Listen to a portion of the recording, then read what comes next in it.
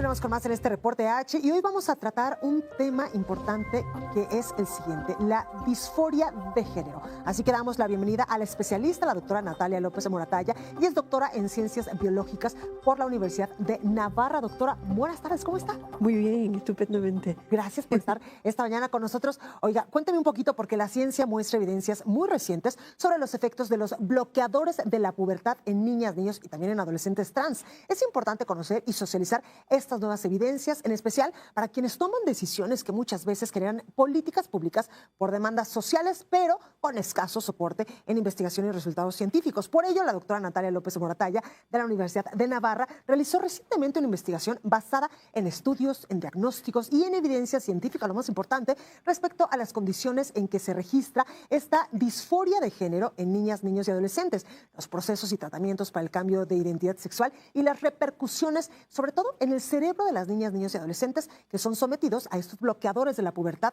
para iniciar su transición sexual, afectando, por supuesto, sobre todo el cerebro. También han investigado daños del proceso de desarrollo cognitivo e incluso incremento en tendencias suicidas. Estas son algunas de las repercusiones detrás del uso de estos bloqueadores de la pubertad en niñas, niños y adolescentes con aparente disforia de género. Y justamente sobre esto vamos a platicar hoy con la doctora Natalia. Por ejemplo, quiero empezar puntualizando, doctora, ¿es lo mismo transexualidad o disforia de género, homosexualidad? ¿Estos tres términos son lo mismo? No, la transexualidad es la percepción que se tiene de una discordancia entre el sexo y el género que se percibe. Y la disforia suele acompañar a la transexualidad, pero también a otros muchos procesos. Es la incomodidad, es un diagnóstico médico, una angustia, un descontento, una desazón por esa idea de querer ser del otro género. El sexo no se puede cambiar, el género es lo que corresponde al sexo, pero en el caso de trans, hay esa discordancia y entonces produce esa angustia que es la disforia de género. La homosexualidad no tiene nada que ver, es un proceso, es una tendencia, una disposición genética que hace que se tenga una tendencia hacia personas del mismo sexo. Entonces, a veces hay una relación en el sentido de que un niño, por ejemplo, que siente que le gustan los chicos, pues piensa, ¿no? Si me gustan los chicos porque soy una chica y entonces me quiero cambiar de género. De ahí esas son las relaciones que hay entre esos tres conceptos. Oiga, doctora, ¿y en qué momento estos pequeñitos pues empiezan con todos estos cambios y con todos estos, esta búsqueda de identidad? Sí, ese lío que se establece con la identidad. Muy pronto empiezan a querer los juguetes normalmente contrarios, hay un rechazo hacia sus partes sexuadas, luego ya un poco más adelante, hay un querer estar con el género deseado y rechazar a lo del propio para juegos, etcétera. Eso se percibe muy pronto, pero eso no quiere decir que un niño, una infancia inicial o incluso una infancia tardía con esas características tenga que ser trans, ¿no? Muchas veces eso desaparece cerca de la llegada de la adolescencia. Y esa percepción les lleva a, con todo lo que hay en las redes sociales, en Internet, buscan entonces qué es la disforia, qué es la transexualidad, y quieren entonces establecerse la terapia más general que existe, más abundante, en que es el cambio, en la transición de género. El sexo no se puede cambiar. Está en todas las células, los cromosomas XX o XY de todo el organismo y del cerebro, por supuesto. Pero hay una tendencia, esa percepción de que corresponde, si soy una niña me corresponde el género masculino, y si soy un chico me corresponde, siento el género masculino. Entonces, todo eso influye mucho, y la cuestión es tener claro que la maduración, la construcción y la elaboración y la maduración del cerebro es un proceso continuo. Entonces comienza ya durante la gestación, empiezan a aparecer y a situarse en su sitio las células del cerebro. Hay un crecimiento en el volumen porque las neuronas ponen muchas raíces, sí, como ramas, que no es la palabra, ¿no? Y empieza ese proceso en la infancia. Después hay una transformación de esas neuronas con muchísimas cables, muchísimos, empieza, que se llama materia gris, que crece, empieza a transformarse en materia blanca, que es lo que conduce bien en el cerebro los flujos de información, y forrándose en las terminaciones con una vaina de mielina que es blanca y por eso se llama sustancia blanca. Ese proceso es continuo y siempre va dirigido desde el principio, desde la gestación, por las hormonas sexuales. Claro. Entonces, a lo largo del tiempo, con los años, ¿no? Con tiempos fijos, va las hormonas ejerciendo su efecto sobre el cerebro, madurándolo y construyéndolo y madurándolo, que ya cuaja, como podemos decir, durante la adolescencia se establecen ya las conexiones que van a durar toda la vida y que, bueno, pues la vida las cambia también, pero sobre la base que se ha estructurado ya en la adolescencia. Totalmente. Doctora, y en ese sentido yo le quiero preguntar, ¿por qué debe preocuparnos el uso de estos bloqueadores de la pubertad en niñas, niños y también en adolescentes con aparente disforia de género? ¿Por qué debe preocuparnos? Y también le quiero preguntar, ¿cómo podemos darnos cuenta que nuestro pequeñito, nuestra pequeñita está presentando disforia de género y no es transexual o no es homosexual?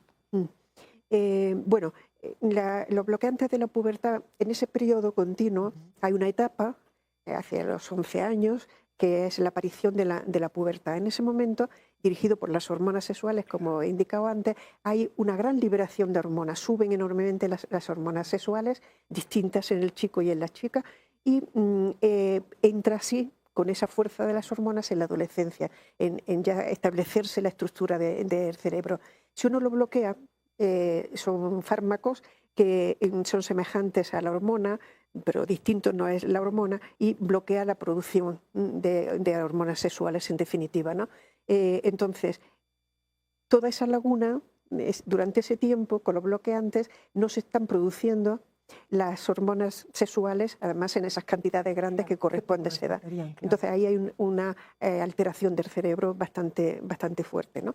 Y bien, o sea que esos bloqueantes hay que darlos en el momento de la pubertad y no hacen que el cerebro se desarrolle normal. De hecho, los bloqueantes van a tener efectos por la carencia de las hormonas, pues en el coeficiente intelectual, en la memoria de trabajo, y especialmente se han estudiado aquellas funciones del cerebro que son distintas en hombres y en mujeres.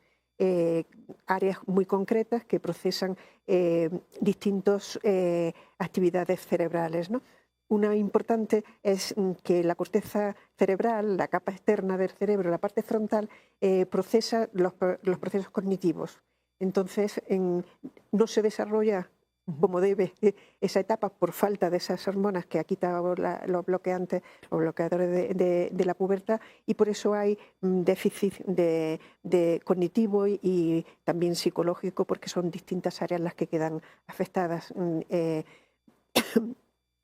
con los bloqueantes. Claro. Oiga, doctora, y en este sentido, estos bloqueadores de la pubertad en niñas, niños y adolescentes, lo que tratan de hacer es evitar, por ejemplo, que una pequeñita le crezcan las mamas, que a estos hombrecitos les crezcan los testículos. Sí. ¿Qué es lo que realmente hacen estos bloqueadores? Usted ya nos decía muy puntualmente todos los efectos secundarios que le hacen al cerebro. ¿Pero para qué son estos bloqueadores?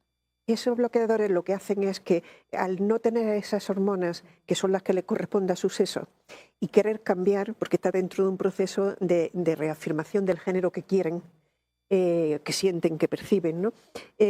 Hace que se encuentren, no se desarrollan esas partes sexuadas, entre otros efectos, y entonces se sienten más a gusto, como que la disforia disminuye, ¿no? Y entonces ese es el sentido de dárselos. Pero claro, para que se sientan un poco mejor y se retrase además la adolescencia y dé tiempo a que tanto los padres como la criatura, ¿no? Pues puedan saber si quieren seguir, cómo le está afectando y tal, no es un motivo suficiente por los efectos secundarios que tienen, ¿no? He hablado del cerebro, pero también tienen pues, sobre el desarrollo óseo, sobre el crecimiento. Entonces, y psicológicamente, ¿no? Entonces, es un desequilibrio entre que estén un poquito más a gusto durante una temporada, ¿no? Y puedan elegir mejor, ¿no? Y un daño irreparable que se produce ya porque esa laguna no hay quien la cubra, esa laguna de hormonas en un proceso que es continuo. Estos bloqueadores de la pubertad se utilizan en casos, por ejemplo, la pubertad precoz, que puede ocurrir que un niño empiece la pubertad a los 7 o 8 años, ¿no? Entonces, médicamente se le dan los bloqueantes para que llegue en su momento, ¿no? Y bueno, y también en tumores de mama, de ovario, en distintos tumores, los bloqueantes, como bajan las hormonas y son dependientes de las hormonas, esos tipos de tumores, es una acción médica, no tiene nada que ver con la acción en trans, que es otra cosa, ¿no? Pues si hay un defecto de hormonas, pues un exceso de hormonas se le quitan, ¿no? Y eso se regula, también tiene sus consecuencias porque afectan también a la salud, ¿no? Pero claro, dárselas simplemente en un cuerpo sano totalmente para cambiarles los caracteres secundarios sexuales es muy fuerte. Claro, hace unos momentos, doctora, le preguntaba cómo como papás podemos darnos cuenta de que nuestro hijo tiene disforia de género o nuestra pequeñita tiene disforia de género. Ahí tenemos que darnos cuenta en si cambian alguna conducta Sí. o tiene pues cambios también pues en los rasgos de la personalidad, o cómo nos damos cuenta que está pues bajo esta condición de Sí. disforia. Bueno, es un terreno, un tiempo muy confuso, porque es cuando se tienen que adquirir su identidad de género, el sexo lo tienen, incambiable. Entonces, hay, por ejemplo, fenómenos de un contagio social que se ha estudiado en que chicos o chicas que forman parte de un grupo de amigos, uno quiere iniciar el tratamiento de transición de género y empiezan todos a hacerlo, ¿no? Hay como un contagio en ese sentido. Y es interesante que estos chicos, lo que han aportado los padres, es que miran mucho las redes sociales, viven de las redes sociales y todos tienen un pasado de abuso de alguna forma, ¿no? Entonces toman esa disforia que sienten, ¿no? No tanto de su cuerpo como su situación global, ¿no? Que tienen angustia, que tienen un rechazo. Toda la influencia social que hay para dar a conocer estos sistemas, ese tratamiento en concreto, hace que se identifiquen como transexuales, ¿no? Entonces, pues no lo son, pero tienen una disforia no de género, sino una incongruencia, una falta de paz, de serenidad, ¿no?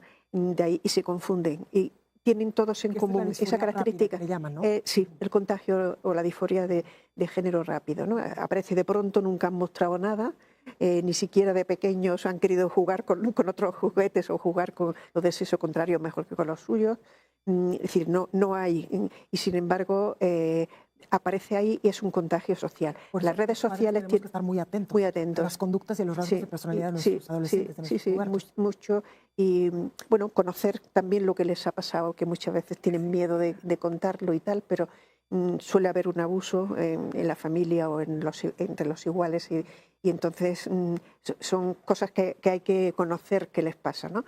Hay una circunstancia que plantean la mayoría de los que se sienten trans, ¿no? o con disforia de género, que es que han tenido en su infancia un tipo de abuso, ¿no? De iguales o en la familia, etcétera, ¿no? Entonces eso cambia mucho el cerebro ya. En ese sentido empieza la confusión.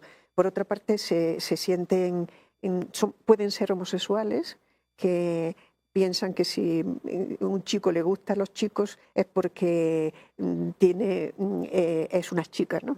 Y si a una chica le gustan las chicas, pues es que es un chico. Y hay una confusión en esto, porque es muy importante que no hay un diagnóstico.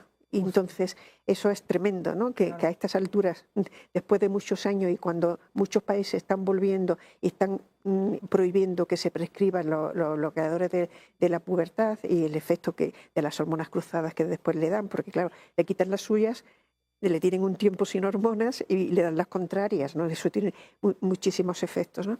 Entonces, no hay un diagnóstico claro. Cuando se ha intentado y se intenta estudiar por qué parece que hay, en adultos hay y en los niños hay datos de que hay un perfil genético que les caracteriza. Son justo los receptores hormonales, es decir, las proteínas que cogen la hormona y la llevan a su sitio, ¿no? En el núcleo de la célula. Entonces, hay que no funcionan igual algunos de esos receptores. Eso está visto y publicado se ha intentado hacer en España con niños, ¿no? Que necesitas unos controles que no toman las hormonas y no hagan nada, ¿no? Vamos, que no tengan esas disforia de género y es muy difícil, se cortan, no hay proyectos, no hay forma porque claro, el diagnóstico que se hace es simplemente lo que el niño siente. Claro. Que es un disparate. Justamente por eso, doctora, usted en su estudio enfatiza mucho en esta evaluación psicológica, en esta evaluación que se le tiene que hacer a los pequeños. Claro, incluso dejar, hay que diagnosticarlos. Justo, incluso dejar un tiempo alrededor de un poco más de 6 meses para saber si fue algo de contagio social o si realmente sí está presentando pues estos... Porque existen, los niños trans existen. O si están presentando estos síntomas de disforia de género. Sí.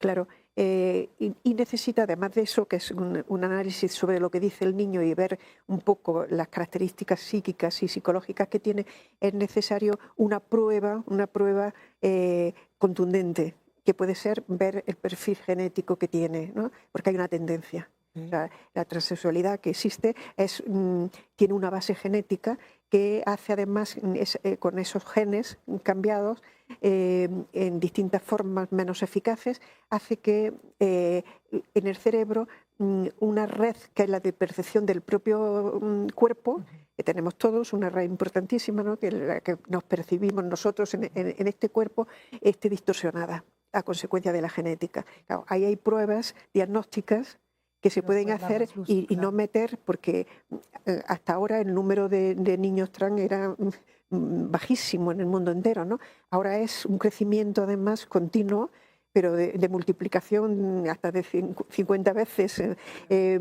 La aparición de ahí, hace falta un diagnóstico que no dejan hacer quien pretende que eso sea, quien piensa que eso es así y que hace falta cambiarle el cuerpo y que se... Y estos, doctora, son muy importantes estos diagnósticos antes de darles a estos pequeños, estas pequeñitas bloqueadores, porque aquí le quiero preguntar, ¿estos efectos podrían ser reversibles o son irreversibles? Algunos son irreversibles, o sea, si se le da los bloqueadores hacia los 11 años, que cuando empieza la pubertad, 10 en las niñas normalmente, y después se le quitan, puede que vuelva a la situación y libere las hormonas.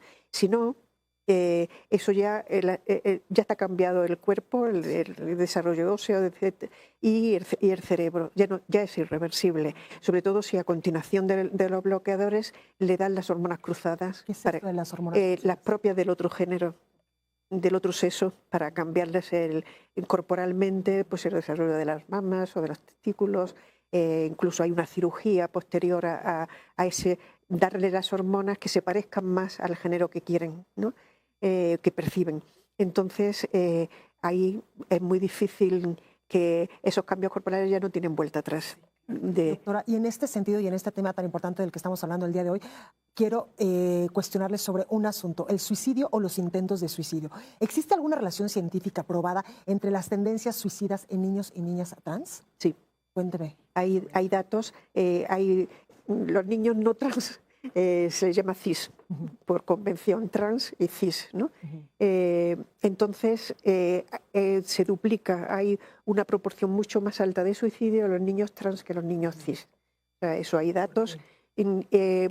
Por la misma, someterles a seguirles en ese sentido sin procurar antes que haya un cambio, un tratamiento psicológico y psiquiátrico que vaya a toda esa confusión que hay orientándola, pues hay también un tratamiento social, podríamos decir, bueno, no nos enfrentemos mucho, si quiere jugar con esto y se siente más a gusto con el género que percibe, déjalo, ya cuajará esto o no, o sea, decir, en esa línea, ¿no? Entonces, pues el suicidio es muy alto. Es mucho más alto en niños trans que en niños cis, que no son ¿Porque se trans. sienten incomprendidos, se sienten No rechazados sé, incluso socialmente o por qué? puede ser que al meterles ya en ese mundo, pero sobre todo es un efecto de la confusión que se les crea tan fuerte en el momento que en vez de atenderles y conducirles, ¿no? Pues psíquicamente, ¿no? Empiezan con los tratamientos hormonales previos y previamente los bloqueadores. Ahí ya hay una tal mezcla de hormonas, de efectos de las hormonas que crea una confusión enorme y de hecho el índice es mucho más alto. Claro. Doctora, y en este sentido, ¿cómo podemos ayudar a estos pequeñitos, a estas pequeñitas, que es muy normal en la pubertad y en la adolescencia, incluso pues estar en búsqueda de nuestra identidad? Sí, ¿Cómo podemos ayudarlos y como padres y también como sociedad, pues acompañarlos en este proceso? sí, hombre, lo normal, puesto que el sexo no se cambia, es arreglarles el género en ese sentido. El cuerpo es normal en todo su sentido, donde hay un déficit es en el cerebro. Entonces, psicológicamente se les puede ayudar sobre todo a que no tengan esa disforia y esa sensación, permitiéndole cosas que no tienen importancia y que pueden ir cambiando sin meterles en la línea de que vamos a cambiar el Con los género, ¿no? bloqueadores y con Con todo eso. sí, con todos los sistemas ahí, ¿no? Es decir, que bueno, pues que vivan tranquilos, normales, y normalmente se pasa. O sea, que la mayoría de los niños que manifiestan una apetencia del otro género, en la adolescencia desaparece. Eso nos pasa a muchas personas. Sí, Y de repente hay en la una adolescencia, falta de identidad exactamente. y en la adolescencia ya es cuando se percibe y se olvida lo anterior. Entonces, ahí sería muy importante el diagnóstico, es decir, este niño realmente tiene una base genética que le lleva a ser trans y a tener la disforia de género que acompaña a la transexualidad, o no. Y entonces, si no, pues no darle mucha importancia y dejarles un poco que hagan lo que quieran en ese sentido para no crearles un problema. Y luego, bueno, luego qué más se podría hacer también en ese sentido es los medios de comunicación, es decir, Internet, la cantidad de cosas que hay y que tienen acceso. Los padres también tendrían que vigilar en ese acceso, ¿no? Porque el contagio social es muy fuerte. Claro. Y ellos entienden que es natural que haya un momento de confusión, es decir, es natural. Claro, si se lo enfocan a que eso es una identidad de género cambiada, ¿no? En ese sentido, pues le estás conduciendo a que vaya hacia ahí cuando a lo mejor no tiene ninguna importancia. Totalmente. Y después los efectos que usted nos decía, doctora, pueden ser irreversibles. Sí, algunos lo son. O sea, si se mantiene el tiempo Ujú. de la pubertad, 2 o 3 años, se mantienen los bloqueantes, es que le faltan hormonas. Sí, las hormonas son necesarias para el desarrollo óseo, para el crecimiento y por supuesto, para el cerebro. Le quitas una etapa de diferenciación del cerebro porque no tiene las hormonas necesarias para hacerlo. Entonces, ahí siempre habrá una déficit cerebral que influye mucho en lo cognitivo, pero también en lo emocional. ¿Y esto es Sí, diferente, doctora, por ejemplo, cuando le pues, dan bloqueadores a personas adultas? ¿Son no se les dan, diferentes? solo a los niños antes de la Ujú. adolescencia, porque es quitarles la producción de hormonas Claro. fuerte que hay en ese momento, ¿no? Ese aumento de hormonas. Los adolescentes ya las tienen. Sí, por supuesto. Estamos por concluir, por concluir, doctora. ¿Cuál sería el mensaje final que usted puede darnos justamente sobre este tema tan importante del que estamos platicando hoy, la disforia de género? ¿Qué le diría a la gente? Bueno, por una parte, por parte de la ciencia y de los gobiernos en que permitan una investigación, que haya un diagnóstico claro, eficaz, que haga que toda esa confusión que se ha creado por una presión social muy fuerte y un contagio, ¿no?